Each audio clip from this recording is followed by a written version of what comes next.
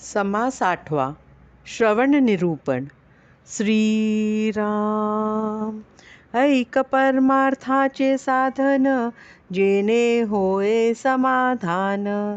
ते तू जाण गा श्रवण निश्चयेसी. श्री समर्थ म्हणतात, आता परमार्थाचे साधन सांगतो ते ऐका.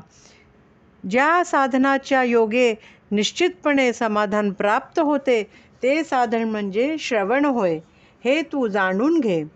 श्रवणे आतुडे भक्ती, श्रवणे उद्भवे विरक्ती. श्रवणे तुटे आसक्ती विषयांची. श्रवणाच्या योगे भक्तीची प्राप्ती होते, अंतरात वैराग्य उत्पन्न होते आणि विषयांची आसक्ती नष्ट होते. श्रवणे घडे चित्तशुद्धी, श्रवणे होय दृढ बुद्धी.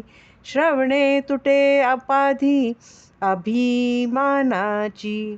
श्रवणामुळे चित्त शुद्ध होते, निश्चयात्मक बुद्धी प्राप्त होते आणि अभिमानाची उपाधी तुटते. श्रवणे निश्चयो घडे, श्रवणे ममता मोडे. श्रवणे अंतरी जोडे समाधान. श्रवणाने अध्यात्माचा निश्चय होतो, देहासंबंधी ममता नाहीशी होते आणि अंतरंगत समाधान टिकून राहतो.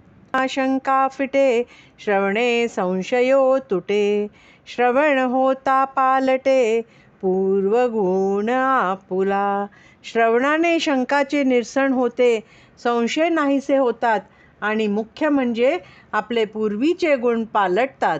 श्रवणे आवरे मन, श्रवणे घडे समाधान. श्रवणे तुटे बंधन देह बुद्धीचे. श्रवणाने मनोनिग्रह साधू लागतो, समाधान लाभते आणि देह बुद्धीचे बंधन तुटून जाते. श्रवणे मी पण जाये, श्रवणे धोका नये. श्रवणे नाना अपाय भस्म होती. श्रवणाने मी पण नाश पावते, अहंकार नष्ट होतो, धोका टळतो व नाना प्रकारचे अपाय भस्मसात होतात. श्रवणे होय कार्यसिद्धी, श्रवणे लागे समाधी. श्रवणे घडे सर्व सिद्धी समाधानाची. श्रवणाने कार्यसिद्धी होते, समाधी लागते आणि शाश्वत समाधीनी रूपी सिद्धीची प्राप्ती होते.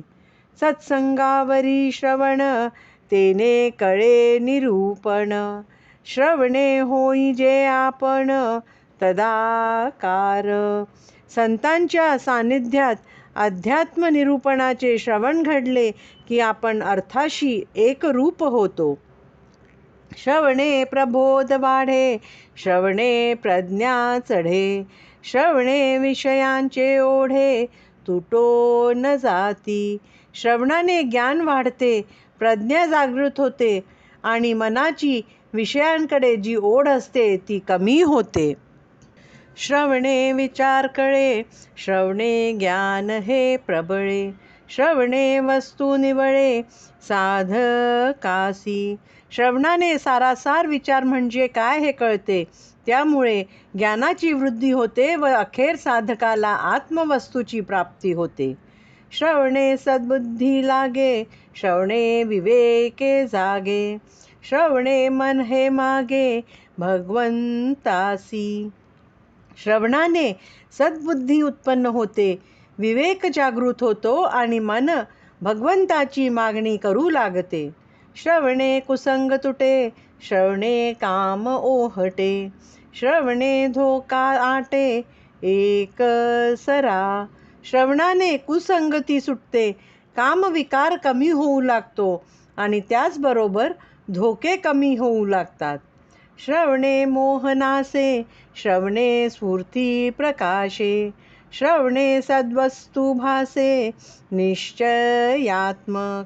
श्रवणाने मोहाचा नाश होतो, प्रतिभा किंवा काव्यशी प्रकाशू लागते आणि आत्मवस्तूचे निश्चयात्मक ज्ञान होते. श्रवणे होय उत्तम गती, श्रवणे आतुडे शांती. श्रवणे पाविजे निवृत्ती अचळ पद. श्रवणाच्या योगे उत्तम गती मिळते, शांतीचा लाभ होतो आणि वृत्तीरहित परब्रह्माची प्राप्ती होते. श्रवणाईसे सार नाही, श्रवणे घडे सर्व काही. भवनदीच्या प्रवाही, तरणोपाय श्रवणे. श्रवणासारखे सार नाही, श्रवणाने सर्व काही प्राप्त होते. या भवनदीच्या प्रवाहातून तरुण जाण्यास श्रवण हाच उपाय आहे. श्रवण भजनाचा आरंभ, श्रवण सर्वी सर्वारंभ. श्रवणे होय स्वयंभ सर्व काही. नवविधा भक्तीतील भजनाचा आरंभ श्रवणाने होतो. सर्व विद्या कला आदींचा आरंभ श्रवणानेच होतो. श्रवणाने आपोआपच सर्व काही घडत असते. प्रवृत्ती अथवा निवृत्ती, श्रवणे विन घडे प्राप्ती. हे तो सकळास प्रचिती, प्रत्यक्ष आहे. प्रपंच असो या परमार्थ, श्रवणाशिवाय काहीच प्राप्त होत नाही. या गोष्टीचा अनुभव सर्व लोकांना प्रत्यक्ष येतच असतो. ऐकिल्या विण कळेना, हे ठाऊके आहे जना.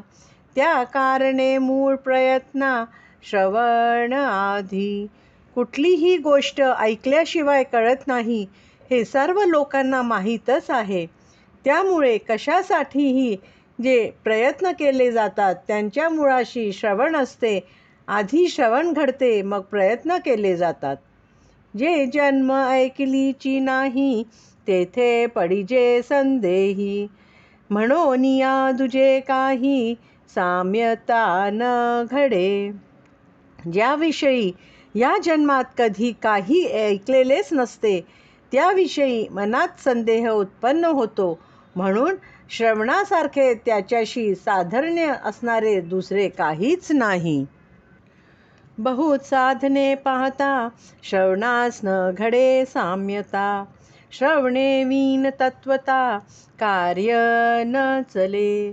अनेक साधनांसंबंधी विचार केला असता श्रवणासारखे सर्वोत्कृष्ट साधन दुसरे नाही हे कळून येते.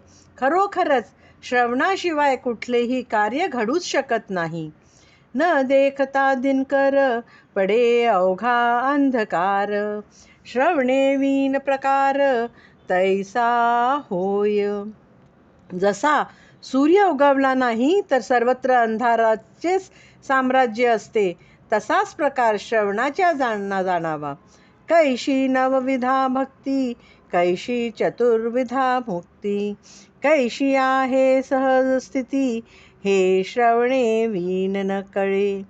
नवविधा भक्ती कशी करावी, चतुर्विध मुक्ती कुठल्या आहेत, सहज स्थिती कशाला म्हणतात, हे सर्व श्रवणाशिवाय कळत नाही. न कळे षटकर्माचरण, न कळे कैसे परश्चरण. न कळे कैसे उपासन, विधियुक्त.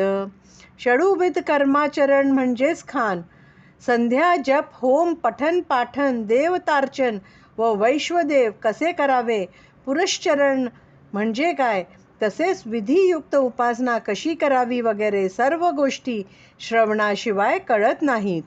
नाना व्रते नाना दाने, नाना तपे नाना साधने. नाना योग तीर्थाटने, श्रवणे विन कळती. नाना व्रते नाना दाने, नाना तपे नाना साधने. नाना प्रकारचे योग, नाना तीर्थाने यांचे ज्ञान श्रवणाशिवाय होत नाही.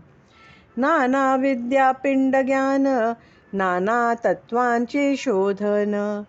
नाना कळा ब्रह्मज्ञान, श्रवणे विन कळे.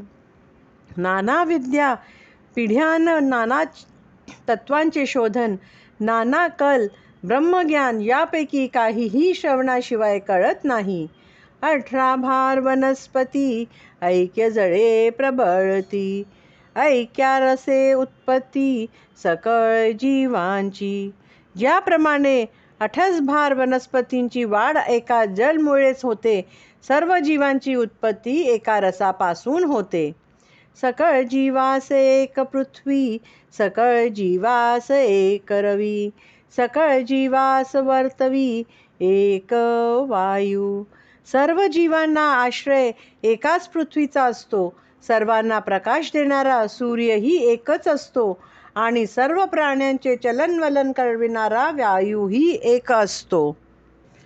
सकळ जीवास एक पैस, जयास बोलिजे आकाश. सकळ जीवांचा वास एक परब्रह्मी. सर्व जीवांना एकाच आकाशात अवकाश मिळतो व सर्व जीवांचा वास एकाच परब्रह्माच्या ठिकाणी असतो. तैसे सकळ जीवास मिळून सार एकची साधन. ते हे जाण श्रवण प्राणी मात्रासी. त्याप्रमाणे सर्व जीवांना मिळून सारभूत असे एकच साधन म्हणजे श्रवण हेच सर्व प्राणी मात्रांचे कल्याण करणारे आहे. नाना देश भाषा मते भूमंडळी असंख्याते. सर्वा श्रवणा परते साधनची नाही. पृथ्वीच्या पाठीवर नाना देश आहेत, अनेक भाषा आहेत, असंख्य मते आहेत, पण सर्वोपयोगी असे श्रवणासारखे दुसरे साधनच नाही. श्रवणे घडे उपरती बद्धाचे मुमुक्षी होती. मुमुक्षूचे साधक अति नेमेसी चालती. श्रवणाने उपरती होते व बद्ध असतात ते मुमुक्षू होतात. मुमुक्षू असतात ते अत्यंत नेमनिष्ठ साधक बनतात. साधकांचे होती सिद्ध अंगी बाणता प्रबोध. हे तो आहे प्रसिद्ध सकळास ठाऊके. जे साधक असतात त्यांच्या ठिकाणी प्रबोध बांधतो म्हणजे निश्चयात्मक ज्ञानाची त्यांना प्राप्ती होऊन ते सिद्ध होतात. हे तर सर्व लोकात प्रसिद्धच आहे. ठाईचे खळ चांडाळ तेची होती पुण्यशीळ. ऐसा गुण तात्काळ श्रवणात. अत्यंत दुष्ट दुर्जन चांडाळ जरी असेल तरी श्रवणाच्या योगे ते पुण्यशील होतात. असा हा श्रवणाचा शीत फलदायी गुण आहे. जो दुर्बुद्धी दुरात्मा तोची होय पुण्यात्मा. अगाध श्रवणाचा महिमा बोलिला नवचे. जो दुर्बुद्धी दुरात्मा असतो तोच श्रवणाने पुण्याच्या होतो. असा हा श्रवणाचा अगाध महिमा आहे. त्याचे यथार्थ वर्णन करताच येत नाही. तीर्थवतांची फलश्रुती पुढे होणार सांगती. तैसे नवे हातीच्या हाती सप्रचित श्रवणे. तीर्थयात्रा व्रते वगैरेंची फलश्रुती भविष्य काळात फल देणारी असते, पण श्रवणाचे तसे नाही. त्याचे फळ होता हातोहात मिळे. हे अनुभवाची गोष्ट आहे. नाना रोग नाना व्याधी तत्काळ तोडीजे औषधी. तैशी हे श्रवणसिद्धी अनुभवी जाणती. नाना रोग नाना व्याधी असल्या तरी काही रामबाण औषधे अशी असतात की त्या रोगांचा व्याधींचा तत्काळ नाश होतो. श्रवणाची कार्यसिद्धीसुद्धा अशीच तत्काळ फल देणारी आहे, हे अनुभवी लोक जाणतात. श्रवणाचा विचार कळे तरीच भाग्यश्री प्रबळे. मुख्य परमात्मा आकळे स्वानुभवासी. श्रवणातील विचारांचे नीट आकलन झाले तरच तत्काळ भाग्य उदयास येते आणि मुख्य परमात्मा स्वानुभवाच्या योग प्राप्त होतो. या नाव जाणावे मनन अर्था लागी सावधान. निधी ध्यासे समाधान होत असे. श्रवणाचा विचार करणे, सावधपणे अर्थ समजून घेणे, त्याचे वारंवार चिंतन करणे यास मनन म्हणतात. त्याचेच सतत अनुसंधान ठेवणे यास निधिध्यास म्हणतात व त्या योगेच समाधान लाभते. बोलिल्याचा अर्थ कळे तरीच समाधान निवळे. अकस्मात अंतरी वोळे निस्संदेह. वक्ता जे बोलतो त्याचा अर्थ जर कळला तरच समाधान मिळते व सतत अनुसंधान करण्याने अकस्मात अंतरात निश्चयात्मक स्वस्वरूपानुभव येऊन निसंदेहता प्राप्त होते. संदेह जन्माचे मूळ ते श्रवणे होय निर्मूळ. पुढे सहजची प्रांजळ समाधान. संदेहामुळे वारंवार जन्म घ्यावा लागतो, तो संदेह श्रवणाने मुळासकट नष्ट होतो आणि त्यामुळे पुढे अगदी सहजच प्रांजळ समाधान लाभते. जेथे नाही श्रवण मनन, तेथे कैचे समाधान. मुक्तपणाचे बंधन जडले पायी. जेथे श्रवण मनन नसते, तेथे समाधान कसे टिकून राहणार. मी मुक्त झालो या अभिमानामुळे श्रवण मनन केले नाही, तर मुक्तपणाच्या अभिमानामुळे तो बद्ध होतो. मुमुक्षु साधक अथवा सिद्ध, श्रवणे वीन तो बाध. श्रवण मनने शुद्ध चित्तवृत्ती होय. मुमुक्षु असो, साधक असो वा सिद्ध असो, श्रवण मननाशिवाय तो अबद्धच जाणावा. श्रवण मननानेच चित्तवृत्ती शुद्ध होते. जेथे नाही नित्य श्रवण, ते जाणावे विलक्षण. तेथे साधके एक क्षण, क्रमू नये सर्वथा. ज्या ठिकाणी नित्य अध्यात्माचे श्रवण होत नसेल, ते विपरीत जाणून साधकाने तेथे खरोखर एक क्षणभरही थांबू नये. जेथे नाही श्रवण स्वार्थ, तेथे कैसा हो परमार्थ. मागे केले तितुके व्यर्थ, श्रवणे वीण होय. जेथे श्रवणरूपी स्वार्थ साधला जात नाही, तेथे परमार्थ तरी कुठला साध्य होणार. पूर्वी जे काही साधन केले असेल, तेही श्रवणाशिवाय व्यर्थ होते. तस्मात श्रवण करावे, साधन मनी धरावे. नित्य नेमे तरावे, संसार सागरी. म्हणून नित्यनेमाने श्रवणरूपी साधन मनापासून करीत व्हावे, म्हणजे सहजपणे संसार सागरातून तरुण जात नाही. सेवेलीचे सेवावे अन्न, घेतलेची घ्यावे जीवन. तैसे श्रवण मनन, केलीचे करावे. ज्याप्रमाणे वारंवार अन्न सेवन करावेच लागते किंवा पाणी वरचेवर घ्यावेच लागते, त्याप्रमाणे श्रवण हे परमार्थास अत्यंत आवश्यक आहे. असल्याने श्रवण मनन सोडूच नये. श्रवणाचा अनादार, आळस करी जो नर. त्याचा होय अपाहार, स्वहत्ता विषयी.